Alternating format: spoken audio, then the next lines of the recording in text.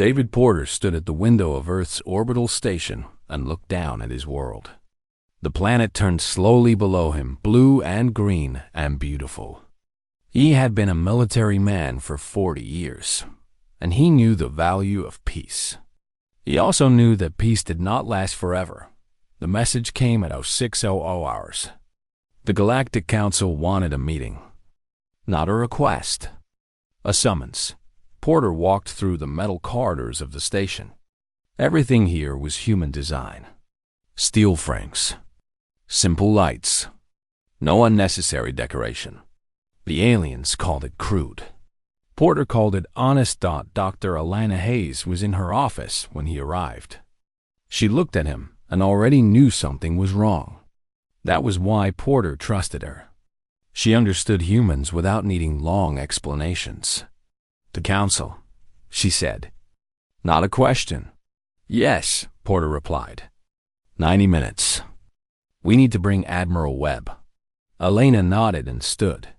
She was 56 years old, with gray in her dark hair. Her eyes moved fast. She saw things others missed. She had spent her whole life studying how different species thought. Now she would need that knowledge more than ever. The three of them sat in the transport ship heading toward Council space. Admiral Marcus Webb was older than Porter. His hands shook slightly from age, but his mind was sharp. He had commanded Earth's defense for 15 years. He had kept humanity safe when many in the galaxy wanted to see humans fail. Do we know why? Webb asked. "No details," Elena said. "Only that it is urgent." The message came from the ethereal council members themselves, not their assistants. Porter leaned back in his seat. He had met the ethereals once, 2 years ago. They were tall beings made of something that was almost light. They lived for thousands of years. They believed they had seen everything the galaxy could show them. They were wrong about many things. The council chamber was vast. The walls rose up for hundreds of meters. Species from 1,000 worlds stood in circles, each separated by invisible barriers that kept their air clean and their temperature correct. Some beings floated. Some hung from the ceiling. Some moved on legs that numbered more than 10. The ethereals sat at the highest place. They looked down at everyone else. A voice came through the translation system. It was smooth and cold. "Humans, your species is new to the greater galaxy. You are primitive by our standards. But we have called you here because we need to use you for a problem." Elena felt anger move through her body. A problem. Not allies. Not partners. A problem. The ethereal leader continued. "A species called the Krell has decided to expand. They attack. They conquer. 3 star systems have fallen to them in 2 weeks. They are moving toward more of our territory. We need your ships." Porter asked the direct question. "What is the plan?" The ethereal made a sound like wind. It was laughter. "The plan is simple, human. You will send your military forces. You will face the Krell. You will slow them down long enough for our forces to gather. This is what primitive species do. They are expendable. Your people understand expendable, yes?" Elena stepped forward. "What we understand is that we have a right to know what we are being sent into. Tell us about the Krell. Tell us about their weapons. Tell us what you have already tried." An older ethereal spoke. "We have tried the accepted methods of war. We follow the Galactic Code. All species must follow the code. No biological weapons. No radiation that burns without control. No tactics that destroy entire populations. These are the rules that keep civilization from destroying itself. And these rules have not worked?" Elena asked. "The Krell ignore the rules," another ethereal said. "They are animals. But we still follow the code. We are not animals." Porter understood then. The council would not fight to win. They would fight to maintain their rules. The Krell would fight to survive. the Krell would win. We will need time to prepare our forces, Webb said. He was careful with his words. He did not want to offend. Not yet. You have 3 weeks, the ethereal said. After that, the Krell will attack the Kepler 442 system. Your ships will defend it. You will follow the Galactic Code. You will not use weapons that violate the code. We have sensors. We will know. Elena moved closer to Porter. She whispered, They will monitor us. They want us to fail inside their rules. Porter nodded slowly. He had understood this from the beginning. The Council did not want humanity to succeed. They wanted humanity to be grateful.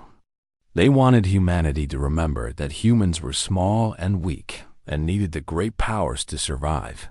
That was not going to happen. The journey back to Earth took 12 hours. No one spoke much. Webb sat with his eyes closed.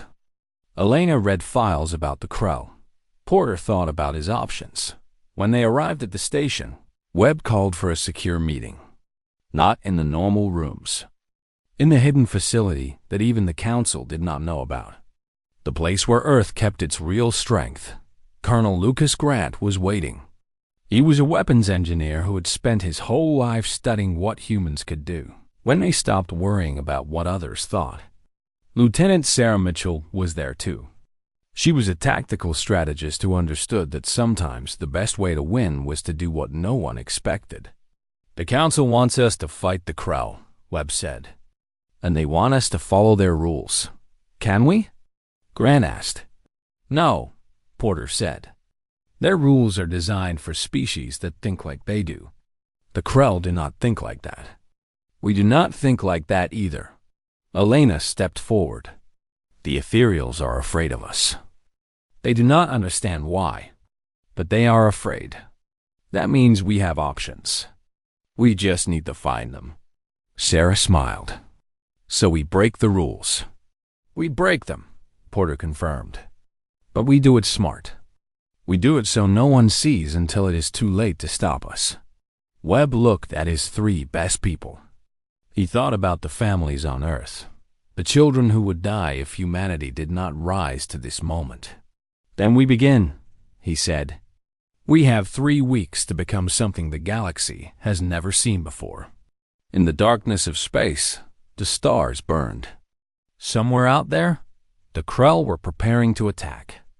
And on Earth, in hidden rooms and secret laboratories, humanity began to prepare for a war that would either save them or destroy them. There was no middle ground. There was no compromise. There was only victory or the end. The mountains of Appalachia had been human home for hundreds of years. Deep under the stone and earth, in caves that no satellite could map, the secret facility existed. Nobody outside Earth's highest military leaders knew it was here. Not the Council. Not the other species. Not even most of Earth's own government. Colonel Lucas Grant walked through the main laboratory. Around him, 50 scientists and engineers worked on weapons that the galaxy said could never exist. They worked with old designs from Earth's own wars. They took inspiration from nature. They looked at how predators hunted and how prey survived. They ignored the Galactic Code completely. We have a week, Grant said to his lead team. 7 days. The Council expects us to have nothing ready. They think humans are too slow, too primitive. They are going to learn they are wrong. Professor Robert Walsh looked up from his workbench. He was 70 years old and had built weapons for 50 years. The Galactic Code had never made sense to him. The Krell use energy weapons, Walsh said. Fast, hot. They destroy everything in their path. We cannot match that. We do not try to match that. So what do? Grant asked. We go back to what humans always did, Walsh replied. We use what we have. We make the enemy tired. We make them doubt. We take away what they believe they need to win. In another section, Sarah Mitchell worked with tactical data. She had studied every recorded battle between the Krell and Council species. Every single one, the Krell won. Not because they were stronger, because they thought different. The Council species followed patterns. They used formal tactics. They respected lines and orders and tradition. The Krell ignored all of that.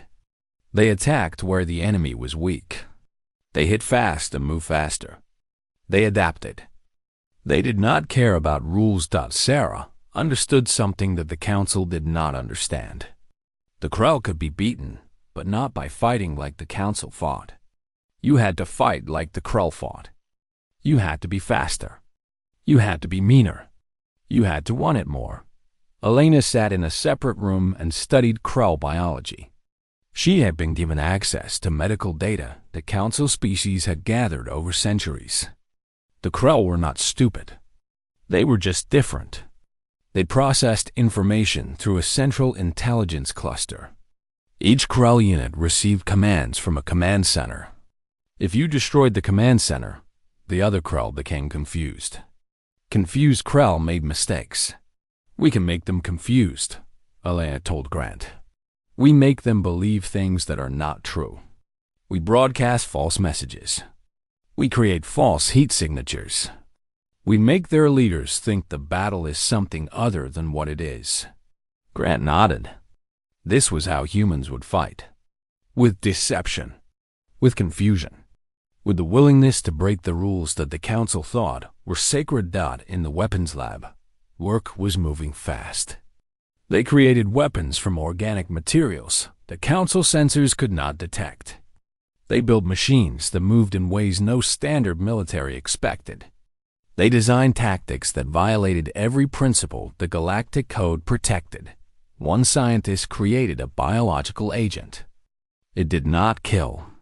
It did not even hurt. But it made the Krell unable to think clearly. It clouded their minds. It made them see enemies where there were none. The Galactic Code said biological weapons were forbidden. Earth had not signed the complete code. Earth followed some rules and ignored others. Sarah worked late into the night. She was mapping every possible scenario. How would the Krell attack? From what direction? What would they expect the human defenders to do? And what would be the best way to do exactly the opposite? By the sixth day, the weapons were ready. The tactics were planned. The strategy was complete. It was not perfect.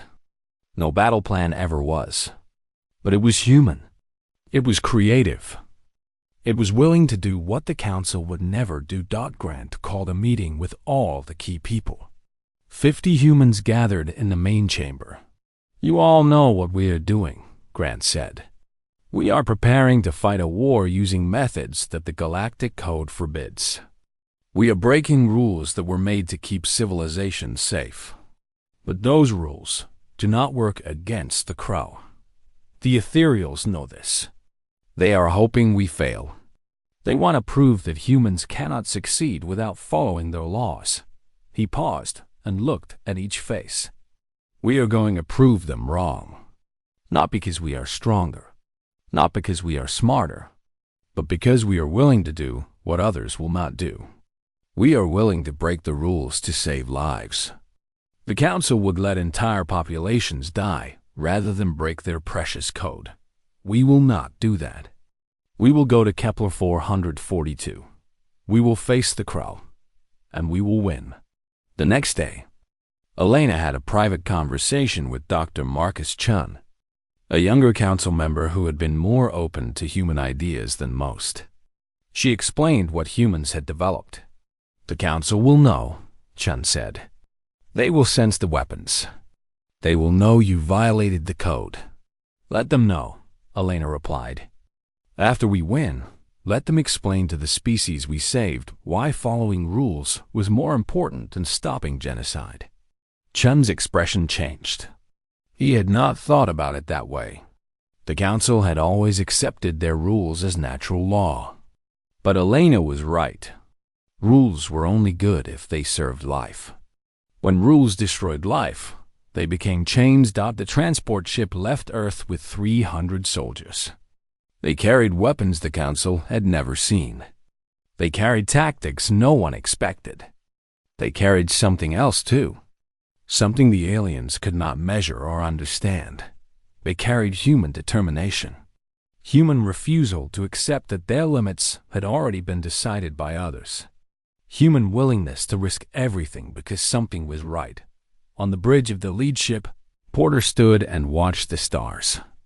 Ahead, the Kepler 442 system waited. The Krell were already there. They were preparing their attack. They believed they would win because they always won. They had never fought humans before. They had never fought a species that broke all the rules. They had never fought an enemy willing to go to any length to protect innocent lives. That was about to change. Sarah stood beside Porter. She was looking at the same stars. "Are you afraid?" she asked. "Yes," Porter said. "Fear is smart. Fear keeps you sharp. But we are going anyway. That is what makes us human. We are afraid, and we go anyway." The journey to Kepler 442 took 10 days. With each day, the soldiers trained. They practiced the new tactics. They learned to trust weapons they had never used in real combat. They learned to think the way Grant and Sarah had taught them to think. When they arrived at Kepler 442, the first Council ships were already there. And they were losing. The Krell had not followed the Council's expected patterns. The Council ships were damaged. Soldiers were dying. Porter sent a message to the Council commander. "We are here. Stand down. Let us handle this." There was silence. Then a response came. "You are cleared to engage. But remember the code. We will be monitoring." Porter looked at Sarah. She looked back. "Let them monitor," Porter said. "In 2 hours, they will understand that the code does not apply to us." And that is exactly what they are afraid of. The battle was about to begin. The Kepler 442 system was burning. The Council ships were scattered across space like broken toys. Soldiers died by the thousands every hour. The Krell were faster, stronger. They thought in ways the Council could not anticipate. Commander James Cooper arrived in the middle of chaos. His 300 soldiers descended on dropships toward the Krell command station. Below them, the planet was under attack. Civilian populations hid in shelters. While death rained from the sky, the Council ships had tried to fight by the code. They had held back. They had tried to minimize civilian casualties while fighting by the rules. The Krell had laughed at such weakness. They killed civilians whenever it served their purpose. They destroyed everything. Now it was time for human war. Cooper was a military man who had spent his entire life studying combat. Not pretty combat. Not clean combat. Real combat. The kind where you did whatever was necessary to win and kept your humanity afterward. His soldiers hit the ground and moved fast. They did not march in formation. They did not stand and fight. They struck and disappeared. They attacked from angles the Krell had not prepared for. They used confusion and fear as weapons. Pilot Victoria Ross flew her fighter through a storm of Krell fire. The Krell moved with logic and precision. Their attacks were perfect, calculated, predictable. Victoria flew like she was insane. She moved her ship in patterns that defied physics understanding. She did things that should have torn her craft apart. The Krell weapons could not track her because she did not follow any pattern they could recognize. She killed 6 Krell ships in 30 seconds. The Krell commander was confused. This was not how battles worked. This was not how anything worked. Humans did not fight like this, but they did. And they were winning. On the ground, James Cooper's soldiers were moving deeper into the Krell command center. They fought with weapons that burned, and weapons that confused, and weapons that made the Krell doubt what they were seeing. One soldier used a biological agent. It spread through the ventilation system of the command center. Krell soldiers started to hallucinate. They saw enemies that were not there. They heard voices in their minds. They began to attack each other. Cooper smiled coldly. This was what happened when you fought humans. You lost. Medic Aaron Price was different. He did not kill. He saved. But his job was important too. The council species on the ground were wounded. The ethereals had left them to die. The council commanders had accepted those losses as necessary. Aaron did not accept that.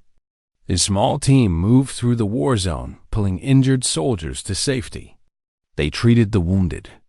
They brought them back to safety. While the battle raged around them, Aaron proved that humans cared about lives. All lives. Even the lives of species that had dismissed them. The Krell Command Center fell in hours. Their entire control structure was gone. The remaining Krell forces in the system became disconnected. Without orders, they became prey instead of predators. The council ships, seeing the Krell Command Center destroyed, suddenly understood what had happened. Humans had won. Humans had done in hours what the council could not do in days. But the ethereals were not happy. They sent a message to Cooper. You have violated the code. You used biological weapons. You used deception. You endangered civilian populations with your tactics. You will face the council in judgment. Cooper was in the command center of the captured station. His uniform was torn and stained with blood. His hands shook from exhaustion. His soldiers were already moving to secure the perimeter and protect the hundreds of thousands of civilians they had saved.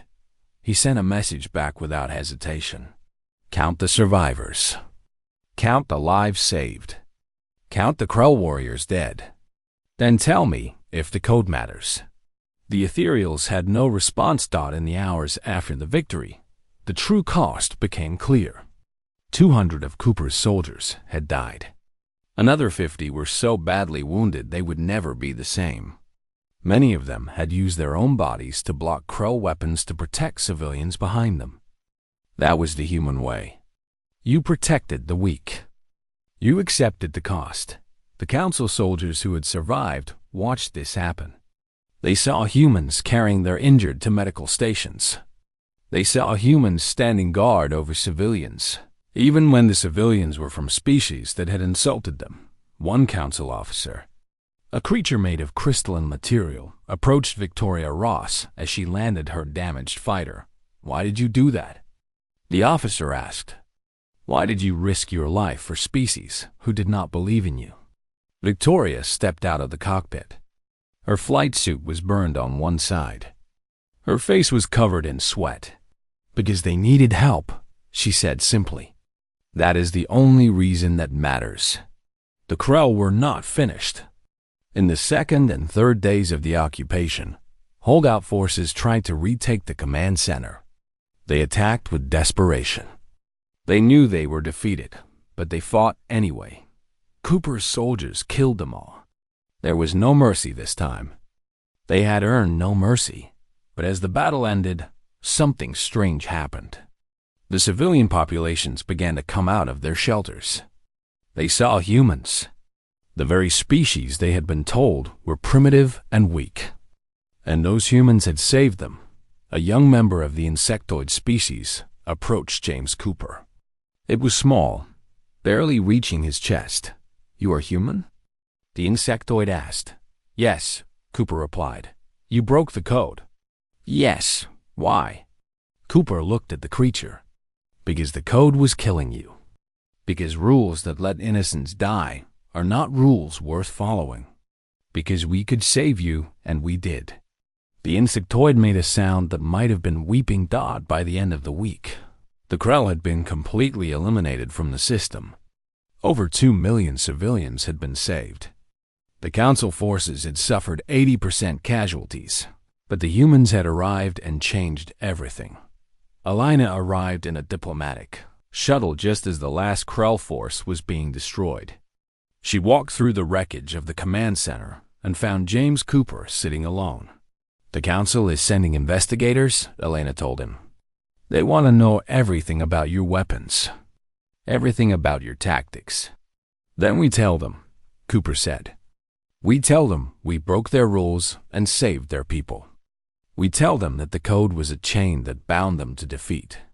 We tell them that humans will not be bound by chains. They will be angry, Elena warned. Let them be angry, Cooper replied. The dead cannot be angry. The saved people who will live to see tomorrow, they are the ones who matter. Victoria Ross appeared in the doorway. She had been treated for her injuries. Bandages covered most of her left side. The council commander wants to meet with you, she told Cooper. They want to know if humanity will take on more conflicts. Cooper stood and walked to the window. Outside, the Kepler 442 system continued to burn, but it was the fire of wreckage now, not the fire of death. Civilians were walking on the surface. Schools were opening again. Markets were beginning to function. We will take on whatever comes, Cooper said. But we will do it our way. We will break their rules. We will save the innocent. We will become what the galaxy is afraid of. What is that? Victoria asked. Free, he said. Completely and absolutely free. The ethereals watched from their distant stations. They had wanted humans to fail. Instead, they had witnessed something that terrified them. They had seen a species that refused to be limited by anyone's rules. A species that would sacrifice itself for others. A species that was more civilized than the Council because they understood when rules needed to be broken. The message was sent across the galaxy. Humanity had won, and the galaxy would never be the same. The Galactic Council chamber was silent in a way that silence had never been before. The hundreds of species that occupied this vast space did not speak. They waited. They were afraid of what was coming. Elena Hayes stood in the center of the chamber, and every eye in the room focused on her. She was small compared to many aliens. Her species was young. Her people had only recently joined the greater galaxy. But in this moment, she was the most important being in the room. The ethereal leader finally spoke. You violated the code. You used weapons that are forbidden. Your biological agents killed thousands of Crow. Your tactics endangered civilian populations. You will explain yourself. Elena did not hesitate. She had prepared for this moment. We saved 2 million lives, she said. That is what I will explain. Not our weapons. Not our tactics. The lives we saved. The code is clear. Another ethereal responded. Biological weapons are forbidden. Deception in battle is forbidden. Endangering civilian populations is forbidden. You knew these rules. You broke them anyway. The code is a chain, Elena said flatly. It is a chain that kept you from fighting effectively. It is a chain that would have led to the death of every being in the Kepler 442 system. My people broke your chain, and everyone living on that planet is still alive because we did. A younger council member stood. His name was Dr. Marcus Chen, and he represented a species that valued knowledge above all else. He was not aligned with the ethereals. He thought for himself. A question, Chen said. If the human forces had not arrived, what would have happened to Kepler 442? The council commander who had witnessed the battle answered reluctantly. The population would have been eliminated. We could not defeat the Krell while following the code. And if the humans had followed the code? Chun asked. Silence answered him. They would also have failed, Chun continued. In fact, failure was certain no matter what the humans did, because the code does not work against species like the Krell. The code was designed by us for us. It was designed for civilized species. Species that think like we think. Species that follow rules like we follow rules. The ethereals were becoming angry. The code exists to prevent chaos. Without it, war becomes barbaric. Species would use any weapon, any tactic. There be no limits. Yes, Elena said. And that is exactly why we had to break it. The Krell do not have limits. They do not follow rules. You were fighting them with rules. You were trying to defeat chaos with order. It does not work. David Porter stood up. He had been sitting in the section reserved for military officers. He wore his uniform, and his bearing commanded respect. The ethereals are right about one thing, Porter said. War can be barbaric. War can be terrible. But do you know what is worse than barbaric war? Losing while you follow rules. Watching innocent people die while you stick to a code that does not work. He paused, letting his words settle. We are human. We come from a world that nearly destroyed itself many times. We know what barbarism is.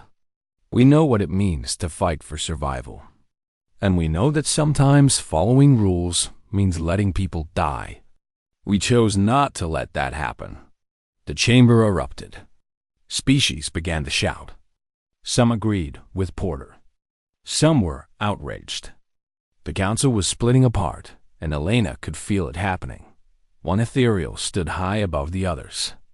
It was the leader, the one who had led the council for 3,000 years. You have broken all laws, the ethereal said. You have shown that you do not respect our authority. You have shown that you believe you are above the code. This is dangerous. This is why young species should not be part of the council. No, Chun said, standing again. This is why young species must be part of the council. They ask questions we have stopped asking. They refuse to accept that rules are more important than lives. They think differently. And sometimes, different thinking is exactly what is needed. Elena moved closer to the center of the chamber. The ethereals are also afraid, she said. They are afraid that if we keep changing the code, then they lose control. They are afraid of a galaxy where species do not follow their rules. But that is what they should be afraid of. What do you mean? The ethereal leader asked. You should be afraid because we're going to keep doing this, Elena said. Every time your rules get species killed, we will break them. Every time your code creates more suffering than it prevents, we will find another way. You cannot control us with rules. You cannot control us with authority. You cannot control us at all. The chamber went completely silent. This was a challenge that had never been made before. Species did not speak to the ethereals this way. James Cooper appeared on the viewing screen. He was still on Kepler 442, still overseeing the security of the system. His image was transmitted across space to the council chamber. I want to speak directly to the ethereals, he said.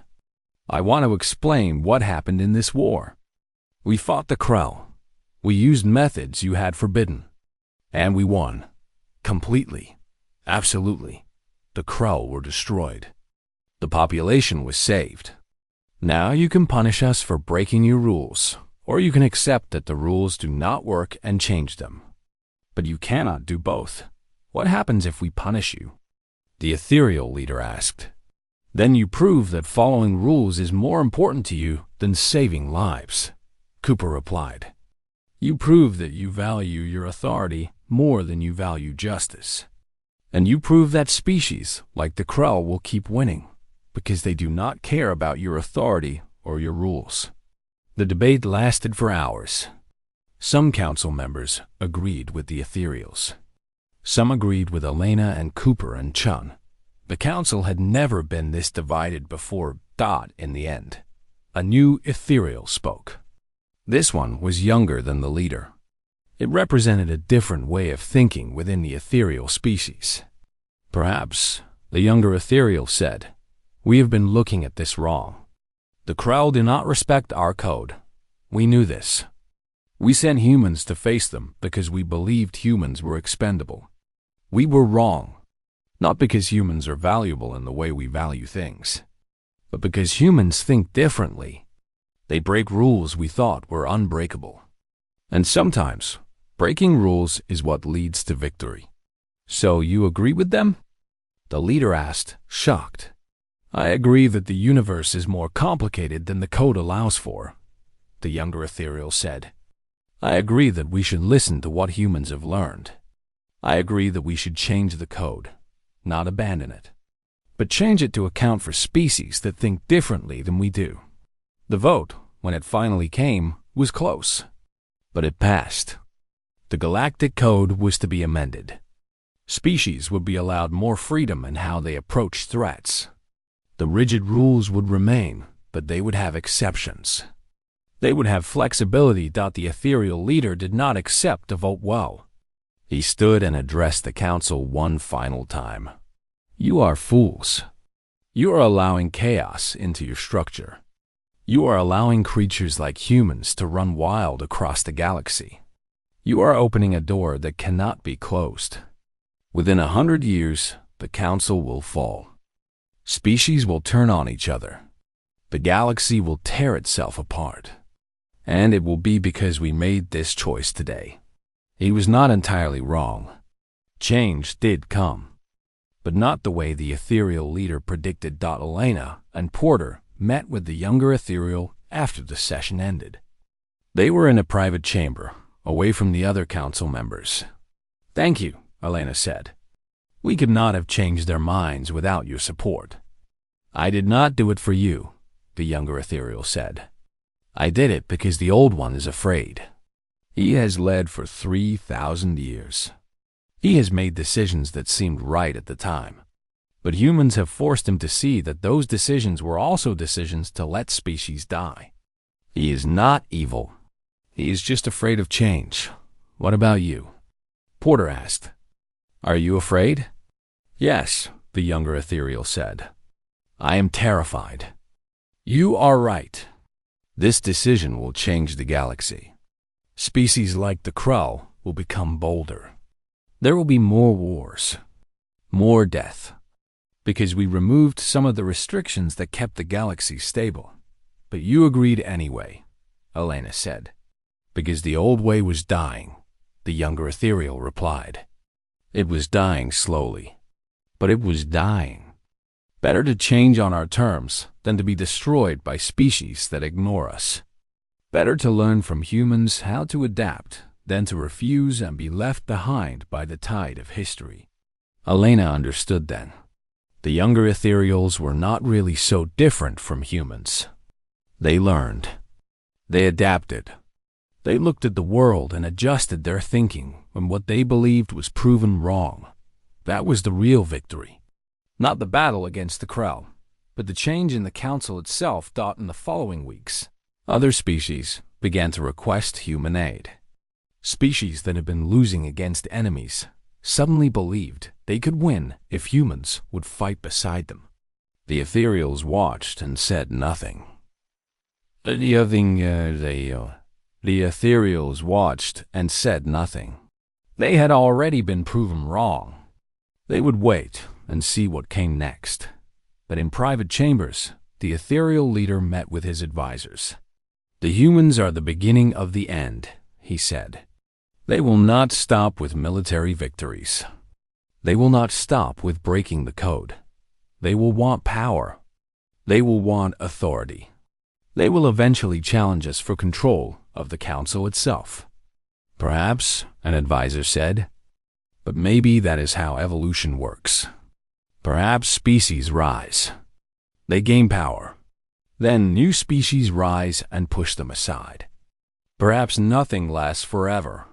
The ethereal leader looked at the stars through his chamber window. 6 months after the victory at Kepler 442, a new research facility stood at the edge of council space. It was a joint project. Humans, ethereals, insectoids, crystalline species, all working together. It was something that would have been impossible before.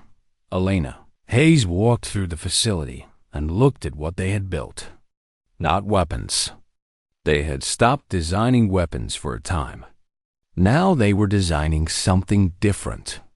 They were designing how different species could work together, how to merge their ways of thinking, David Porter was in another section of the facility. He was doing something that would have shocked him 6 months ago.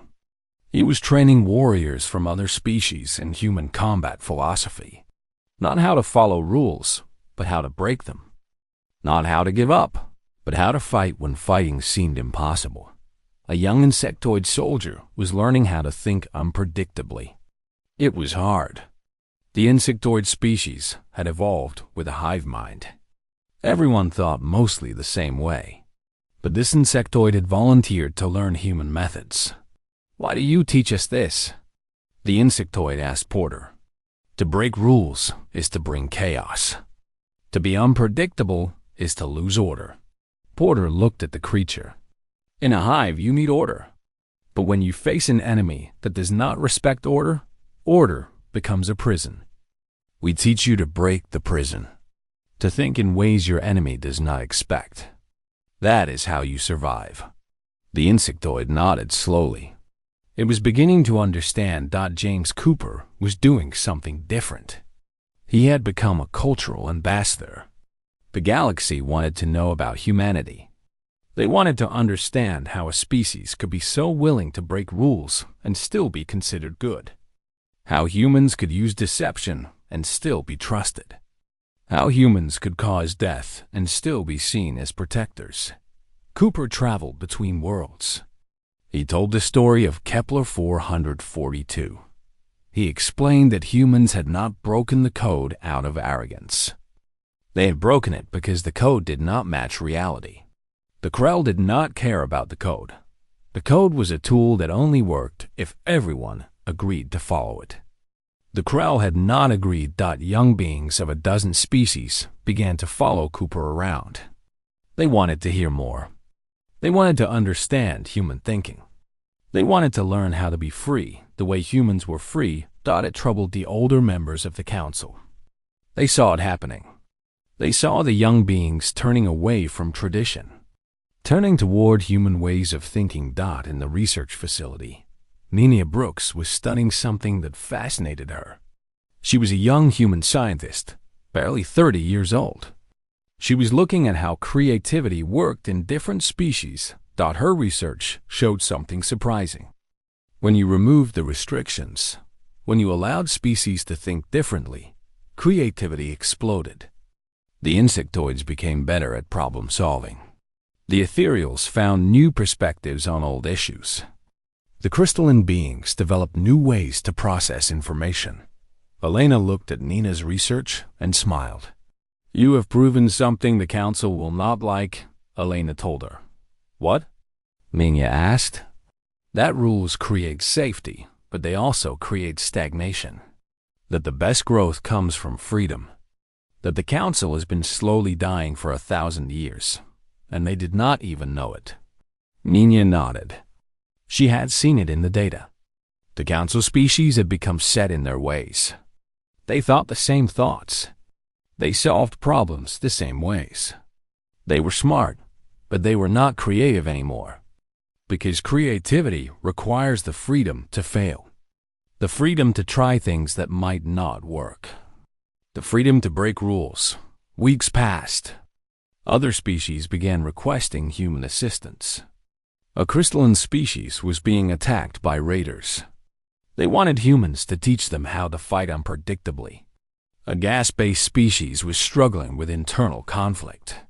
They asked humans to help them build a government that allowed for disagreement and still functioned. The humans said yes to all of it. But Elena was careful. She went to the council and told them what was happening. "We are not trying to take over your authority," she said. "We are not trying to replace you. We are just offering a different way. A way that works when the old way fails." The council listened. Even the ethereal leader listened. In a private conversation, the younger ethereal asked Elena a direct question. "Do you intend to eventually control the council?" Elena did not lie. "Not control, but yes, we will eventually have more voice in the council than we have now. Because we are offering solutions to problems the council cannot solve. Species will follow us because we work. Eventually, That means more power for humanity. And how will that make you different from the ethereals? The younger ethereal asked. We also accumulated power because we worked. We solved problems others could not solve. The difference is that we will teach others to break our rules when our rules do not work, Elena replied. We will not try to maintain control by making species dependent on us. We will make them independent, strong, able to think for themselves. That is a recipe for losing power, the ethereal said. Yes, Elena agreed. And that is the difference. The younger ethereal made a sound that might have been laughter. You are going to change everything. You understand that, yes? In 100 years, the galaxy will not recognize itself. I hope so, Elena said. Because the galaxy as it is has too much suffering. Too many species living under rules that do not fit them. Too many lives lost because of procedures and codes. We will change that. But not everyone celebrated the new order. On a distant station, a group of traditionalist ethereals met in secret. They were led by the old ethereal leader. He was gathering allies. Humanity must be stopped, he said to his followers. Not destroyed, but stopped. They are growing too fast. Too many species are beginning to follow them. In a few decades, they will be the dominant power in the galaxy. And then the real chaos will begin. What do you propose? One of the younger ethereals asked. We will wait, the old leader said. We will gather strength. We will find allies among the species that fear change. And when the time is right, we will remove humanity from power. Not through violence, through politics, through patience. The ethereals have learned how to wait. 3,000 years has taught us that. Back on Earth, in a small office, David Porter wrote a report about the future. He was old now, older than he had ever expected to be. His hand shook when he wrote, but his mind was still sharp in the report. He predicted that humanity would face opposition, that the old powers would not give up without a fight, that there would be conflict in the future. But he also wrote something else. He wrote that humanity had changed. They had learned what it meant to be free. They had learned that rules could be broken when they needed to be broken. They had learned that being true to yourself was more important than following orders. We have shown the galaxy something new, he wrote. We have shown that change is possible. That old ways can be challenged. That species can grow and adapt and become something greater than what they were. This makes us dangerous to those who want to maintain power. But it also makes us necessary. Because without us, the galaxy would stagnate. And a stagnating galaxy is a dying galaxy. On Kepler 442, in the city that had been rebuilt after the war, a monument was created. It showed human soldiers standing with soldiers from the species they had saved. It showed unity. It showed that different beings could work together. A young insectoid brought her child to look at the monument. What is this? The child asked. This is where humans saved us, the mother replied. This is where they broke rules to save our lives. This is where everything changed. Why did they do it? The child thought the mother looked at the monument. Because they could. Because they wanted to. Because it was right. Humans do things like that. They do not always think about the cost. They just do what needs to be done. Elena stood alone on the observation deck of the council station. She looked down at the galaxy spread below her. Billions of worlds. Trillions of beings. All of them struggling to survive. All of them fighting to build something better. A young being of an unknown species approached her. It was small and made of some kind of soft material. Are you Elena Hayes? The being asked. Yes, Elena replied. I have studied your history. You broke the code. You changed the council. You made it possible for species like mine to exist without fear. I wanted to thank you. Elena smiled. Thank you for saying that. But you should know, there will be opposition. There are beings who fear what we have started. They will try to stop us. Then we will help you, the young being said, because you taught us that it is possible. You showed us that the old ways are not the only ways. You gave us hope. Elena looked at the galaxy again. Hope, that was what they had given. Not power, not wealth. Hope, the hope that change was possible. The hope that the future could be different. The hope that rules did not have to define you forever. In the far distance, the stars burned. Some of them were old. Some of them were new. All of them shone with possibility. Somewhere in the council, the old ethereal leader was planning. Somewhere in the military academies, new soldiers were being trained in human ways. Somewhere in the universities, young beings were learning that breaking rules was sometimes necessary. The galaxy was changing, and nobody could stop it now, because humanity had shown that change was possible. And one species knew that they would never accept the old ways again. Elena turned away from the window. There was work to do. There were